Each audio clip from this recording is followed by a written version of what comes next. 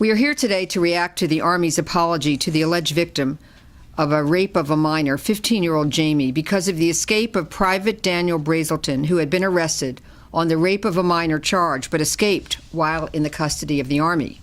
On February 24, 2011, Brigadier General Jeffrey Phillips, acting senior commander of Fort Stewart, Hunter Army Airfield, issued the following statement, quote, "As the acting senior commander at Fort Stewart, I apologize to the community and to the alleged victim for Private Daniel Brazelton's escape from military custody.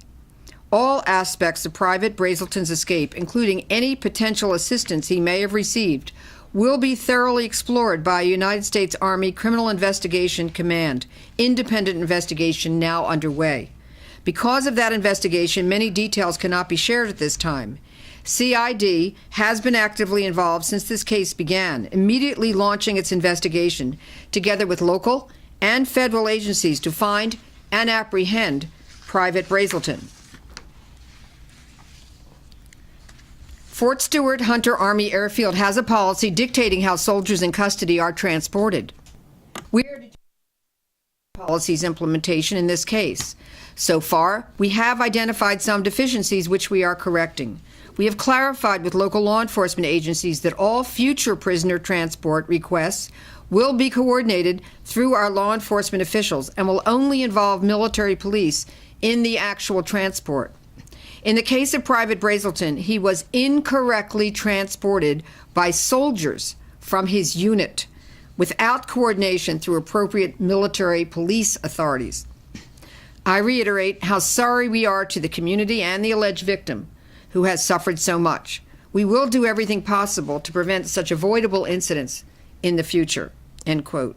Jeffrey E. Phillips, Brigadier General, United States Army. We are very appreciative of the Army's quick response, which came only a few days after we held a news conference on February 21, 2011, in which we explained how Jamie and her family were forced to live in fear because of Brazelton's escape. And after we sent letters to Senator Boxer, Senator Feinstein, and United States Army Secretary John McHugh, asking for an investigation and seeking answers to the Army's handling of this matter. The Army has conceded deficiencies in the transport of Brazelton, who was taken out of Liberty County Jail in Georgia by, quote, soldiers from his unit, end quote, to go to the doctor, and then was being transported back to the jail by these soldiers when he escaped. Brigadier General Phillips admits this transport was incorrect and that in the future only military police will be involved in transports of soldiers in these situations. We are very pleased that the Army is providing assurance that this policy will be implemented in the future. This policy is important to assure the safety of the suspect, the alleged victim, and the community.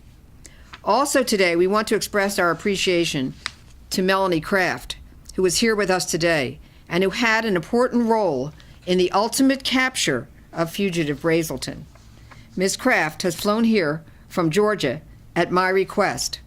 She has provided details to law enforcement, which we hope will help to achieve justice in this matter. Because she may be called to testify, she cannot make those details public today.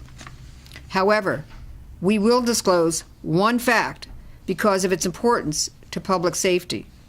It appears to be the policy of Fort Stewart to allow any person on the base at Fort Stewart.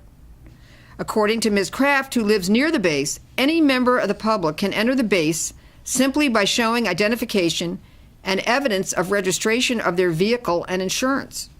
They do not need an appointment, and no effort is made to confirm whether they have appropriate business on the base. Ms. Kraft has reason to believe that after Brazelton's escape, he was able to return to the base by hiding in the car of a member of the public who entered Fort Stewart. That person had no business reason to be on the base. We point this out because we are concerned that terrorists might gain access to that base by concealing themselves in vehicles of members of the public who have no lawful business there. This could place the lives of our soldiers and other civilians at the base at great risk.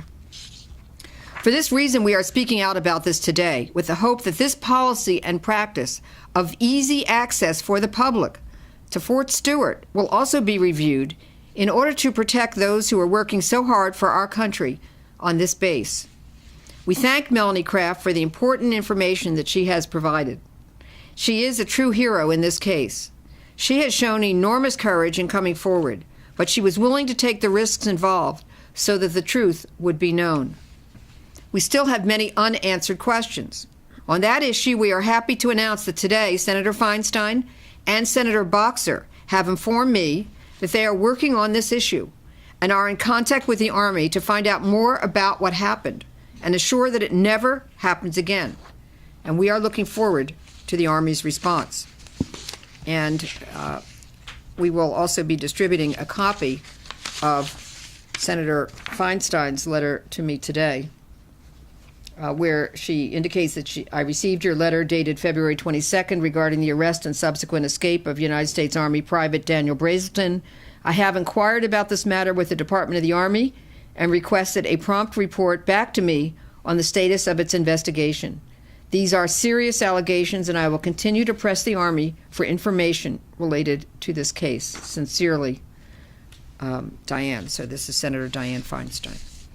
And so we are very, very happy about this very, very prompt action. And now I'd like to introduce Donna Doza, who is the grandmother and legal guardian of Jamie. Would you like to take this, please?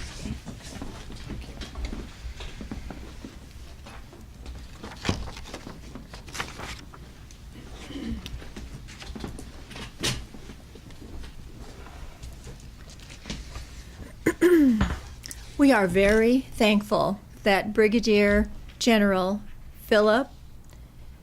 Jeffrey Phillips was forthcoming with the information that Daniel Brazelton was transported by his unit. We appreciate his apology. It was welcomed by our family. This is the beginning of the answers we need and expect to receive. The sooner the answers come to our other questions, the better.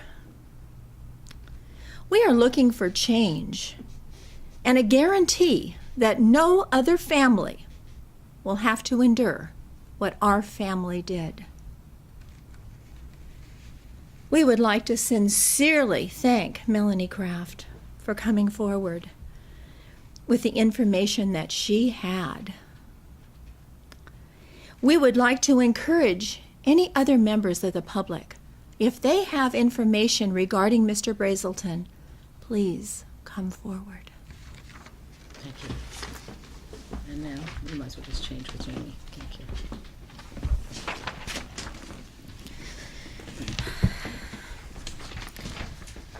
When I read the apology from the general, I felt relieved because I knew that the Army was beginning to own up to their mistakes and take the escape seriously. I am very thankful, but an apology is not going to be enough.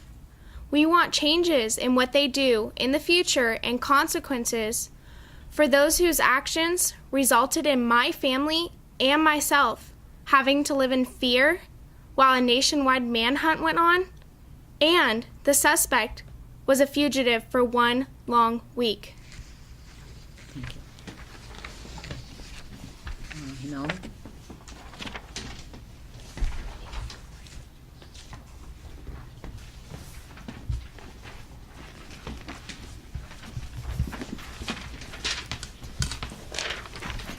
I contacted Miss Allred after I saw her news conference about the escape of Daniel Brazelton and his alleged victim, Jamie. I felt it was important to provide any information that I might have so that the truth could be known.